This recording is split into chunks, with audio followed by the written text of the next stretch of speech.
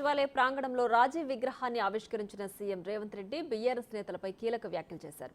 తెలంగాణ తల్లి విగ్రహాన్ని ఏర్పాటు చేసేది తామేనని అన్నారు. దేశానికి రాజీవ్ ఐటీ తీసుకురాకుంటే కేటీఆర్ ఐటీ మంత్రి అయ్యేవాడు కాదని అన్నారు. ఈ దేశానికి పరిచయం చేసిందే రాజీవ్ గాంధీ సన్నాసి. లేకపోతే ఎక్కడో గుంటూరులో ఇడ్లీ కూడా అమ్ముకుంటూ తిరిగేటోనివి. ఎందుకంటే ఆడికి చదువుకుంటానికి పోయినావు కదా, నువ్వు ఆన్నే ఇడ్లీ కూడా అమ్ముకొని బతికేటోనివి. లేకపోతే రైల్వే స్టేషన్లో ఛాయ్ సమోసా అమ్ముకుంటా సిద్దిపేటలోనే ఉండేటోనివి. రాజీవ్ గాంధీ దేశానికి కంప్యూటర్ని పరిచయం చేసింది కాబట్టి నీ బతుకు ఒక కంప్యూటరు, ఒక ట్విట్టర్ అకౌంటు, ఒక ఐటీ మంత్రి అయినవు. లేకపోతే ఐటీ శాఖనే ఉండేది కాదు. రాజీవ్ గాంధీ గారు ఐటీ రంగాన్ని ఈ దేశానికి పరిచయం చేసిండు కాబట్టి ఆ సన్నాసి ఐటీ శాఖకు మంత్రి అయిండు. లేకపోతే ఆ దిక్కుమాలలోని బాధనే మనకు ఉండేది కాదు. కాబట్టి ఇవాళ ఈ పరిస్థితుల్లో అలాంటి రాజీవ్ గాంధీ దేశ సమగ్రతను కాపాడడానికి ప్రాణ త్యాగం చేసి ఈ దేశాన్ని కాపాడి వారు పండిత్ జవహర్లాల్ నెహ్రూ గారు అధికారంలో ఉన్నప్పుడు ఏ పదవి శ్రీమతి ఇందిరాగాంధీ గారు తీసుకోలేదు. నేను ఎందుకు ఈ మాట చెప్పదలుచుకున్నా అంటే పదే పదే కొంతమంది సన్నాసులు కుటుంబ రాజకీయాల నుంచి వారసత్వ రాజకీయాల గురించి మాట్లాడుతుంటారు. పండిత్ జవహర్లాల్ నెహ్రూ గారు ప్రధానమంత్రిగా ఉన్నంత కాలం శ్రీమతి ఇందిరాగాంధీ గారు ప్రభుత్వంలో ఏ బాధ్యత తీసుకోలేదు. వారి తర్వాత ప్రధానమంత్రులు మారి ఆ తర్వాత ఇందిరాగాంధీ గారు ఈ దేశానికి ప్రధానమంత్రిగా బాధ్యతలు చేపట్టారు. సోనియా గాంధీ గారు ఆనాడు పివి నరసింహారావు గారిని ఈ దేశానికి ప్రధానమంత్రిగా చేయలేదా? మన్మోహన్ సింగ్ను ఆర్థిక మంత్రిగా చేయలేదా? ఈ దేశానికి ప్రధానమంత్రిగా చేయలేదా?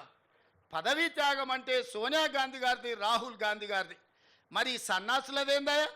అయ్యి ఉండంగానే అయ్యో ముఖ్యమంత్రి, కొడుకు ఐటీ మంత్రి, అల్లుడు సాగునీటి పారుదల శాఖ మంత్రి, బిడ్డ ఎంపీ, సడ్డకుని కొడుకు రాజ్యసభ.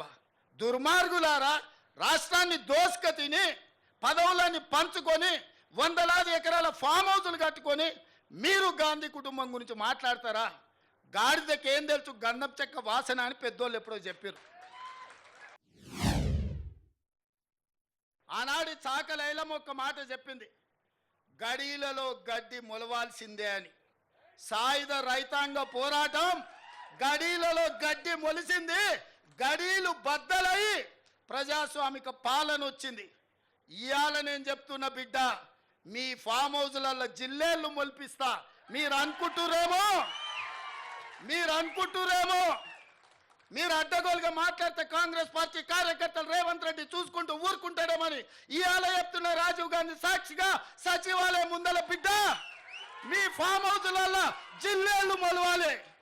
ఫామ్ హౌస్లలో మీరు జీవిస్తున్నాం, మా ఫామ్ హౌస్లు మమ్మల్ని కాపాడుతాయేమని మీ ఫామ్ హౌస్లలో జిల్లేళ్ళు మొలిపించే వరకు కాంగ్రెస్ పార్టీ కార్యకర్తలు ఎవరు విశ్రమించబోరనే సంగతి నేను చెప్పదలుచుకున్నా.